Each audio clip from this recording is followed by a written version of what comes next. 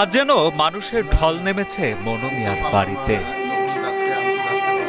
আশপাশের 10 গ্রাম তো বটেই, এমনকি দূর দূরান্ত থেকেও মানুষজন ছুটে এসেছেন অতি সাধারণ এই ব্যক্তির জানাজার নামাজে। জীবনভর বিনা পারিশ্রমিকে 3000-এরও বেশি মানুষের কবর খুঁড়েছেন মনু মিয়া। সবার ভালোবাসায় সিক্ত হয়ে আজ তিনি নিজেই শায়িত হলেন কিশোরগঞ্জের ইটনা উপজেলার জয়সিদ্ধি আলগাপাড়া গ্রামের সত্তর্ধ মনু মিয়া, যার কাজই ছিল বিনা পারিশ্রমিকে মানুষের কবর খোঁড়া। 73 বছরের জীবনে মোট 3057 জনের কবর খোঁড়েন তিনি। স্বজনেরা জানান, কবর খোঁড়ার কাজে ব্যস্ত থেকে নিজের শরীরের প্রতি খেয়াল রাখতে পারেননি নিঃসন্তান মনু মিয়া। ফলে শরীরে বাসা বাঁধে ডায়াবেটিস ও ক্যান্সার সহ বিভিন্ন জটিল রোগ। শারীরিক অবস্থার অবনতি হলে গত 14 মে তাকে ঢাকার একটি হাসপাতালে ভর্তি করানো হয়। সেখানে চিকিৎসা শেষে কিছুটা সুস্থ হয়ে বাড়ি ফেরার পর 28 জুন সকালে শেষ নিঃশ্বাস ত্যাগ করেন তিনি। আমার ভাইয়ের ছেলে মেয়ে নাই, আমরা দুইটা ভাই। আমি বড় হ্যাঁ ছোট।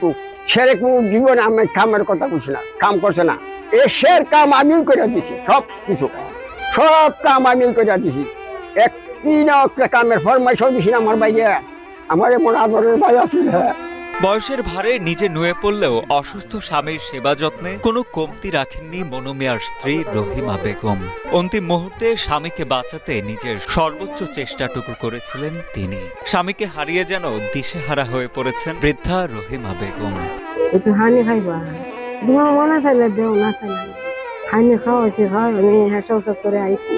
আমার ডাকতেছে, আমার নিজ নাম হচ্ছে রহিমা, আমি তো আমার রোগীটা বুড়ে রোগে রাখতে এখন কি দিয়েছে, আমার বুকটা জ্বলতেছে। আমি রে আর দেন মনে আইছে, নাহলে বুক জ্বলতেছে রে। এই কান থেকে একটা না লইছে, বুকটা মারা দিয়েছি, আমার হাতটা নিয়েছে, আমার বুকটা জ্বলে খাইছে। আমার রকম দাবি রাখছো না, এলাকায় মনু মিয়া পরিচিত ছিলেন শেষ ঠিকানার কারিগর হিসেবে। স্থানীয়রা জানান, জীবনের পুরোটা সময়ই তিনি উৎসর্গ করেছিলেন মানুষকে শেষবারের মতো বিদায় জানাতে। নিঃস্বার্থ মানুষটি বিনা পারিশ্রমিকেই মানুষের দাফন কাফনের কাজ করতেন বলেও জানান তারা।